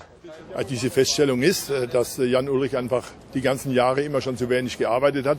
Denn wenn so gearbeitet hätte, wie Lance die ganzen Jahre gearbeitet hätte oder hat, und dann hätte Armstrong noch nicht 6-mal die Tour de France gewonnen. Und das glauben Sie? Da bin ich von überzeugt. He's very popular because he is maybe like people are, with advantages and sometimes with handicaps. And so he's very beloved in Germany. He's still as popular as he ever was. Yes, I think so. Mich macht es müde, weil man 5-6 Jahre schon immer wieder dasselbe hört. Jan bereitet sich nur auf die Tour de France vor und jedes Mal dasselbe Problem. Und das jetzt schon 6 oder 7 Jahre. Und das macht mich müde. Stage 7 takes the Tour into Germany, and a German rider had the distinction of being first across the border. As we join the race, the whole field is together. Two lines now. Liquigas over on the left-hand side. You could see Francis de Jeux were losing the line, so they're smoothing across into the middle of the road. Still, Bradley McGee is waiting for the last moment. He's the kind of rider who's got a great leader. But look at Boonen right up there, moving up through the middle onto the tail there of Jan Kirsipuu in the black, blue and white jersey. The champion of Estonia's got Thor Hushovd right on his wheel. Boonen rides at this minute in 12th position in this pack from the helicopter. The Liquigas boys still feel the confidence in Pagliarini because they've got to control the front of the bunch. Toe 2 for Thor Hushovd here. Off to the left is Bradley McGee now, and locked on his wheel is Baden Cook. That's the big Australian double. That's McGee in the white. McCook is behind him at second and third to those boys. This is going to be one terrific rush for the line. Robert Foster's trying to get in for Gerolsteiner now. Thor Hushovd is moving up as they start to fan across the road. They're looking for 1 kilometre to go. They're still looking. In fact, they've come inside. There's 500 metres to go. We've got bowling past the 1 kilometre sign. McGee has got Cookie on his wheel, but there's a big launch coming from Kirsipuu in the middle and Thor Hushovd. Yes, that is Hushovd on the right there, but he's checked himself, and this is a brilliant lead out by Bradley McGee. McGee has now got Baden Cook. He launches Cook at the finishing line as Cook now makes the run for the line. On the rails there's been a crash, and in fact Furlong has gone on the left, and look at McEwen through on the inside. Magnus Backsted's got his wheel. Here comes Magnus Backstead to the line now. I think McEwen's held him off. McEwen on the line thinks he's got it, that for sure. The big surprise there. Absolutely no sign in the top 5 of Tom Boonen. He was out of that today. But there was a nasty crash there. I know Furlong was involved, but there was 2 riders went. And as they come through here, well, Robbie McEwen didn't cause that. There's the crash. That is Galvez, in fact, being treated by Gerard Porte. He looks totally disgusted, laying the bike down, walking away. Looks quite cool, actually. And this is the other bike, and look at this. Furlong is not happy, blaming Galvez. Galvez doesn't want to know about it. Let's have a look at the sprint. Look at this now, and there's no doubt about it. McEwen has got it, but that is a great sprint by Magnus Backstead. Big Maggie is back in the big time with that sprint finish. There's no doubt of that. There's confirmation of the result. It needs confirming on this stage because that was not an easy sprint to follow. Robbie McEwen took it though ahead of Liquigas Bianchi's Magnus Backstead and Bernhard Eisel of Francis de Jeux. Behind the main action, the commissaires were examining the replays of that crash in the home straight though. And so was Chris Faulkner. Well, he circled Alan Davis for you here. You can see he's desperately trying to find a way out. He moves right and I think inadvertently takes out Galvis and Furlan. Well, the judges didn't agree. They decided it was out of order and relegated him to 173rd position. Bonan 2, McEwen 2, all square in stage victories between Belgium and Australia. The thing was, today was the type of stage that could have been a breakaway. You know, 8, 9, 10, 12 guys, take a lot of time. We've seen it happen in the past, so we decided we needed to have someone in the break, especially, you know, if you get someone in the break, you give the rest of the team a bit of a day off in the bunch, because we've been riding every single day. And so we're trying to get Van Bommel, Rodriguez away in a group, and when they'd gone, you know, each twice and been in little groups but got caught, I decided I'd just jump up the road, give them a bit of a breather, and as soon as I get caught, then they're ready to go again, and that's exactly what happened. Then Van Bommel was in the next one, and Rodriguez was in the one after that. They both got caught, so I went again. And then I just happened to get off the front with Wegman. So I said to him, all right, if 8 guys come across in the next 5K, we'll keep going. If not, I'm going back to the bunch and you have a good day. And that's what you did, and to us it looked like you might have sort of blown your energy there. And that's probably what a lot of people thought, but you blow less energy coming back and sitting in the bunch than by being pig-headed and sitting out there all day. Yeah. Now, listen, it stands Tom Bonan 2, Robbie McEwen 2, and I know you wrote off the green jersey earlier, but you've narrowed the gap a little. Has it gone? I mean, I don't think I've even narrowed the gap. I lost more points out in the road today in the intermediate sprints because I didn't do them. Took a few back at the finish, but I guess it stayed probably status quo. Everyone's saying, oh, now it's 2-2, but I keep saying it's not a football match. I'm here to try and win as many stages as I can, and so far, so good. Robbie McEwen's dad, how long have you been in France? How long have I been his dad? Most of his life. No, we've been in France since the last Sunday. We came at the end of the second stage. Excellent. So, in some ways, you missed the worst bit of Robbie McEwen. You got the best bit. Well, no, we got the worst bit too. We got the first stage that he didn't win. We got the second stage where he got put back, and from then on, it's all been okay. How much contact do you have with Robbie while he's riding the Tour? Do you see him in the evenings or not? We try and go to the hotel if it's not always easy to get booked close by because the Tour books out everything. But yeah, we try and get there. We got there yesterday. We try and do. This is the first time we've been in this in a circle, but. Yeah, we get to the race. We get into a couple of the areas that are away from the public a little bit. Thor Hushovd brings his mum and dad with him in a camper van, and they park outside the hotels, and mum cooks for him every evening. Is that right? Yeah. Must be a Norwegian thing. It doesn't happen in Australia. We're not into that. We're not into that in Australia. Now listen, is it true Robbie rides on a British passport, doesn't he? No, he doesn't. He's got an Australian passport. We've got the British passports. Where did it all go wrong? How come you're not riding? I don't know. We were out there since 1968. He was born out there in 1972, and we are nationalised Australians now. But we still retain our British passports because there's no reason not to, and we travel on those in Europe. It's not too late to come back, you know. Is that right? Is that an invitation? Yeah, it is. Will Mr. Blair kick in a little bit into the kitty for the transfer fee? And, he will. If you bring Robbie with you, he will. Yeah. He will. Okay.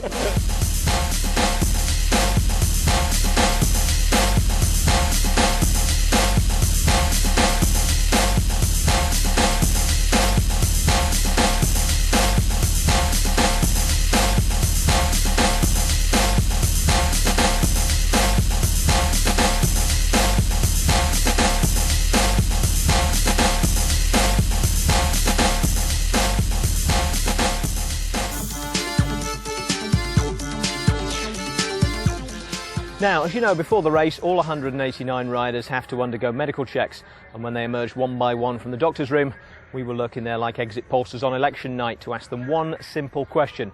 Who did they think was going to win the Tour? Lance Armstrong. Lance Armstrong. Armstrong. Lance Armstrong will win the 2005 Tour. Lance Armstrong. Lance Armstrong. Yeah, I won't lie. Lance Armstrong. Lance Armstrong. Armstrong. How could you not pick him to win it? Jan Ullrich. Interesting. About the only major rider loyally picking Jan Ullrich is the man who currently looks best placed to overtake him as Lance Armstrong's major rival. Alexander Vinokourov rode a better opening time trial than his team leader. He's closer to Armstrong in the overall standings, and so far he's the only man to have attacked him. It's all starting to look a bit reminiscent of 2003, the last time Vino rode the Tour, and the last time that Armstrong was put under serious pressure. Just look at this now. This is such a typical move by Alexander Vinokourov, and he's free to fly. Vinokourov coming up the home straight. It's been another great battle, another late attack, and he's got time back on Armstrong. He's winning. Here he goes again. Vinokurov just will not lay down today. And the man from Kazakhstan, well, he really does bring the Tour de France to life. He's at it again. Here he goes. Go get him, Alex. You know, I think the one man Armstrong really fears is Vinokurov, and there he is, right in his slipstream. Back at the start in Pforzheim this morning, the first significant news was that Christophe Mongean, who crashed within sight of victory 2 days ago in Nancy, didn't start. He cracked a bone between his eyes in that crash. And a couple of other riders climbed off early in the day. Sylvain Calzati of AG Desert, and one of yesterday's crash victims, Isaac Galvez of Villas Baleares. Now, the first escape of the day was by Michael Rasmussen of Rabobank. He led over all 4 of the early climbs before being caught by the peloton, and that was enough to give him the lead in the King of the Mountains competition as things stand. At the other end of the race, Tom Burnham, the leader in the sprinters' green jersey competition, was struggling in a small group for the best part of 4 minutes behind the main field. And once he heard that on race radio, Thor Hushovd, who started the day second to Burnham, set off in search of points. He picked up 6 for being first man through the intermediate sprint at 125 kilometres. Behind him, rolling along in the bunch, the race leader was happy to engage the motorbike cameraman in a mixture of French and English conversation.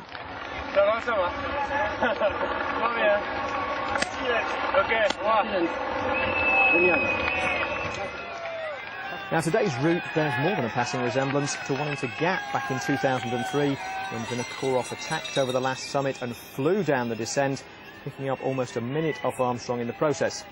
As you can see, the last climb today is 15 kilometres from the finish here in Gérardmer, and Ned Boulting's on it.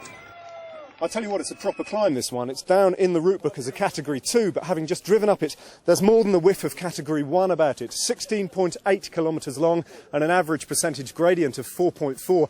I reckon after a long week in the saddle, the peloton are going to struggle up here, and we may see quite a lot of riders getting dropped. 20 kilometres to go to the finish line, and Rabobank's Peter Wiening out in front on his own, just 5k from the summit of the final climb.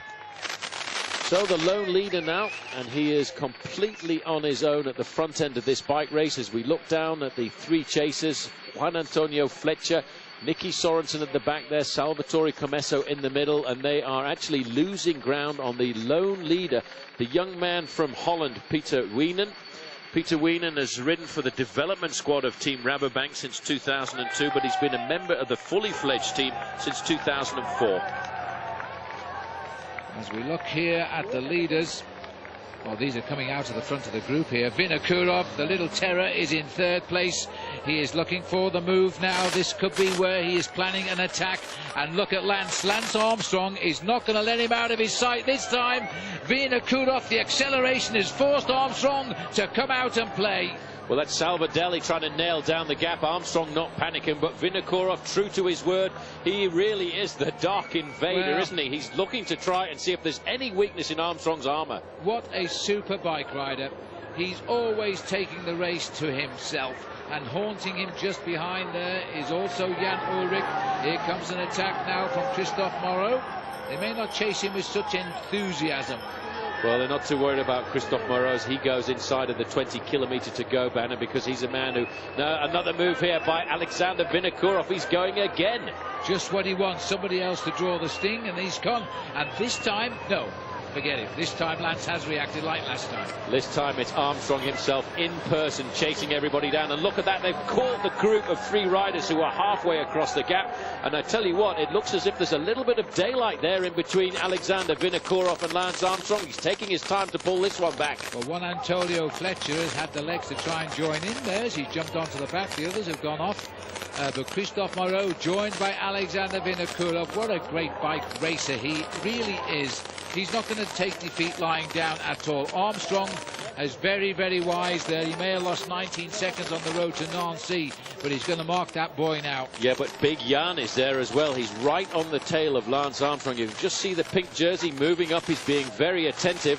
And there's a rider moving in there from Îles Baleares. I think that is Mancebo. 1, 2, 3 to Armstrong, 4 to Ullrich. Ullrich knows these climbs. He trains in them, or has trained in them during his maturity years. A tough bike rider. He's not living too far away. Armstrong, it's already looking like a very select little group, this. And all of the hard work by Îles Baleares, that'll be Valverde, who is in 4th wheel. They really have scattered this field. There's a couple of riders from Team Phonak now trying to come and scramble across the gap. Well, it's great to see Alejandro Valverde covering these moves, and that is why Il Baleares was so aggressive. He's a good bike rider, Alejandro Valverde. He's 3.5 minutes down in the overall classification. I'm sure they won't chase him down. Well, they certainly have shut off. Lance certainly hasn't chased him down because Lance wants to keep the two riders there. But look at Vinokourov, gone again. And immediately Armstrong forced to react. He was watching there, Jan Ullrich and Vinokourov, saying, well, boys, you're doing the riding today. I'm doing the following. Which one of you is going next?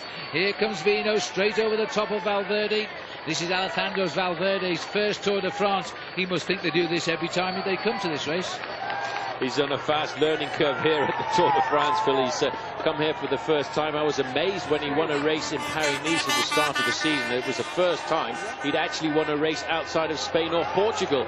But he certainly has. There's Cadel Evans moving up there as well. Now this is another. Now this is Andreas Kloden. Who would have believed that? Well, I certainly wouldn't have believed it because he was riding so badly in the Dauphiné Libéré, and this has got to be a tentative. I can't believe his form has become from nothing to absolutely magnificent in 12 days. But at the moment, Kloden has found his legs, and up comes the reaction.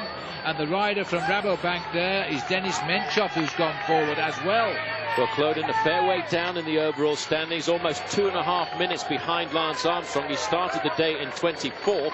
We talked about the triptych, the trio of Basso. riders who could attack, and Armstrong now being attacked by Basso. Everybody seems to want to go up the road. Basso has gone. Armstrong is watching them sprint around. He's still sitting by Jan Ullrich. Not sure he's getting such a good idea. Now Ullrich is going to have to catch up as well. This is an amazing showdown. I never expected this on the climb today. You know, this is the only way they're going to beat Lance Armstrong, to launch attack after attack. Just keep going. But he's actually pretty cool here. He said, right, Big Jan wants to win this Tour de France as well. I'll just sit on his wheel and see where he's going to go. Well, Lance has got about a dozen riders in front of him here, and he's watching every one of the moves. Santiago Botero has just hooked up at the back there. As they're all getting back into this, Michael Rasmussen, the new leader in the King of the Mountains, is tagged on the back as well. Could even score points on this climb. Andreas Kloden, remember, as far as I know, we haven't passed Peter Weening yet. He is still ahead on the road. The camera's watching the action here. I can't believe that Weening, we've got no time check on him, is Savard, there it is. He's still ahead, but he's got to be caught shortly because there's a flurry of attacks behind. It must be close. The lead car has gone by and the must be right behind. But Phil, you look at his pedaling style here when he's rocking the top half of his body like that. That's an indication there's not that much power left. He is really suffering. Look at the difference in his style to the style here of Andreas Kloden, who I cannot believe is coming to form at the right time. And look at the gap that he's got over the group behind. He starts the day 2.5 minutes down on Lance Armstrong. These three riders from Team Mobile are going to attack from now all the way to Paris to beat Armstrong. Well, this has to be a surprise. I'm not sure Lance will have written this one into his calculation, in all honesty, because Kloden hasn't looked to be going well. He must have done a lot of work for the last 10 days before the Tour de France. 25 seconds is the difference now between Kloden and Peter Weening. Weening must be in the last 3 kilometres of the climb, and Lance is still deciding to mark just the attacks of Vinokourov and Ullrich if he goes. Well, he knows when it comes down to the time trial, down towards the end, he's got a big advantage over riders like Andreas Kloden. He can give this man a minute or so when we go into the final time trial and still beat him. There's a slight reorganization here as we look at the group behind. They're starting to reform, but Team Mobile came out today with a plan. They wanted to launch the attack. The man who set it all up is just about halfway down there in the turquoise jersey, the champion of Kazakhstan, Alexander Vinokourov. But I tell you what, nobody, I don't think anybody in this field expected a move to come from Andreas Kloden. I'm absolutely certain they didn't. Here he is. He's still looking quite frisky as well. He's still got to pick up the leader, of course, Peter Weening, as we come towards the top of the Col de la Schlucht. Then it is going to be a very, very difficult descent now, because these boys are going to turn the pressure on, going downhill. Andreas Kloden, who finished so far behind, you needed binoculars in the Dauphiné on Mont Ventoux, all of a sudden is off the front in the Tour de France. Unbelievable. He looked like a sack of potatoes in the Dauphiné Libéré. He rode like a sack of potatoes, but right now, I think he's peeling off the front. Well, there's a huge crowd come out to this mountain, as you can see here, and they've been waiting to see the main peloton. They've cheered a man they probably didn't recognise. Here is Peter Weening. making a little name for himself today in the Tour de France. I am wondering if he was meant to soften the riders up before their new signing, Denis Menchov, because Rabobank have never been a team to race for the final yellow jersey before. But they've got in Menchov a possible winner if things go his way. And he's in that group now, which we'll call the Armstrong group. Here it is. Will Balear is still thinking about the victory, but this is quite a big group now. We're 1 kilometre from the summit of the climb, and we will be then faced up with a 10-mile descent down to the finishing town of Gérardmer. And just look at this man. He's going to get the points at the top. The double points, 20 for the winner today. Not sure how that figures with the overall, but good for him as he rocks and rolls his way up with 10 miles to go, or 16 kilometres. This is a big moment in this rider's young life. It's probably a big moment in that chap's young life too. As we now look at Cloden, second on the mountain, heading up towards the summit. And he looks good. His pedalling style is smooth. He looks comfortable on the machine.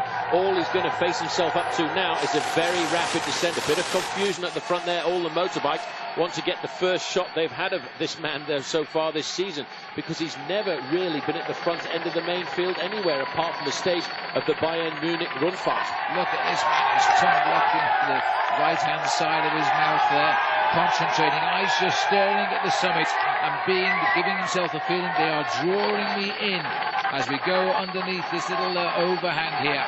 And as that group is, funnily enough, is getting bigger rather than smaller right now, so they may have slowed down a bit. This will be good for the leader. If they've slowed down, Phil, it's only a fraction, because look how long that group is. The pressure is really on. The attacks are coming again thick and fast. It really is a lot of pressure. We can see here the man just coming out of the back of the group, Juan Antonio Fletcher. Not really a surprise. He was in the breakaway nearly all day. Paying for the price, but he's nearly at the summit. He may descend quite well, and Cloden has gone. He's going to try and outsprint him. He didn't know he was coming, and he's going to really kick himself for that, because look at that, 10 metres from the line. Cloden is over first. And Cloden is going to be the polka dot jersey leader of the King of the Mountains classification tonight with 20 points. And Rasmussen, I don't think, will be too happy about that. No, because he would have thought he'd done enough today, and it's all swung around. Well, I can't believe that. The man who was second in last year's Tour de France, showed no form at all this year, is now the next man in the polka dot jersey, and looking rather good just now. The two riders over the top together. Now it's full bore down to Gérardmer. Well, the attacks petered out after Cloden left the Armstrong group behind to chase down Veining, and as the pair of them approach the 1 kilometre banner, it looks like Germany against the Netherlands for the stage win. Well, this is a skillful tactic by the rider from Holland. He's learnt an awful lot in just a week in his first Tour de France. He stopped working with the leader. He's going to just wait and take the risk of them catching up. Cloden is racing for time. He's thinking of the future in the Tour de France. Wienen is thinking of about 800 metres in the Tour de France. And that will be his first ever stage win. And I'll take my hat off to Cloden. He's not made any effort to force the other rider through. No, he knows that what he's got to do is ride for time. It's so important for him this afternoon. He's going to move himself up. It's 30 seconds back to the main group. So it's one of these two riders is going to win the stage. They've got it. Now Wienen is obviously going to come out of the slipstream. He'll be the fresher of the two. He made the move right at the base of the Col de la Schlucht, and he stayed away until Cloden stole the prize off him 10 metres from the top. And now he's forced the German rider to open up the sprint. He's going to have to wait. Oh, has he got it? Look at the look in his eye. He's got this. He'll move round him at the very last minute. Which side's he going to go? Now here he comes. His first ever victory in his first ever... Oh, did he get it, Paul? I don't know. Well, that's a photo, Phil. That is a photo. Side by side, those riders were as they came across the line, and I don't think either of them knew who got the win. Jörg Jansk on the far right of our picture here. Cadel Evans on the far left in the red jersey. Vinokurov is looking for a time bonus. There's a third place time bonus at stake as he starts to come out and attack. Here, Christopher comes on the right, Valverde, and also Jens Voigt, and he's been washed away. Vinokurov, I think it's going to be Valverde who gets third on the line, and a very small time bonus. Well, the judges on the line did eventually confirm Peter Veining as the winner. But looking at the photo, it's not entirely clear how Ned Boulting went in search of clarification. Here is the equipment that determined who was the winner, and this is the man who operated the equipment. Bruno, how did you work out who won that stage? Okay, just let me show you on the screen. Okay, so you just have to zoom in between the two riders. So here's the first wheel, and that's Veining's wheel? Yeah, sure. And you can see there is one pixel between the two riders. So there is less than 1,000 of a second between the two riders. And there it is spelled out. Peter Veening gets his first ever Tour win ahead of Andreas Klöden. A pair of them finishing 27 seconds ahead of the chasing bunch, led in by Alejandro Valverde, with Jens Voigt 5th and Jan Ullrich 6th. Behind them, Vinokourov, Armstrong and Basso were all in the same group of 31 riders. None of the big names, of course, was interested in chasing Peter Veening, but kudos to him nonetheless for getting in the right break and having the legs to ride away from it. Peter, your first professional win, your first Tour de France. What sort of a feeling is that? What about the feeling? Yeah, it's a really special feeling, of course. Yeah, I was fighting the whole day for it, and I win it. It's unbelievable. Yeah. Big smile on your face. But to say it was close would be to underestimate it. That was close. Yeah, it was really close. I did not really knew I win after the race. So. But everybody say I win. Yeah. On the summit of the final climb, when Andreas Klöden came alongside you, did you think that was it? Did you think the game was up, or did you know you could hold on to him?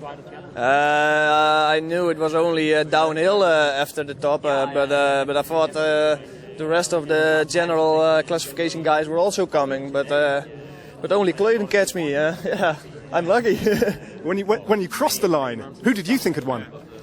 I did not really know. I was coming, so mostly the coming guy wins, but it was really close. It was maybe a few millimeters. What did Andreas say? Did you talk to him about it?